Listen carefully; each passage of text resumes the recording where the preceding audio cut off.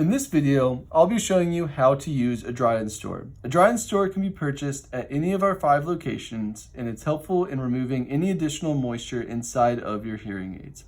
What you'll want to do is you'll open up the top of the dry-in store after it is securely plugged into the wall.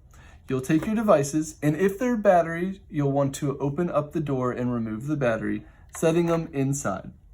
You'll do this to both devices, and you'll simply close the door and turn it on.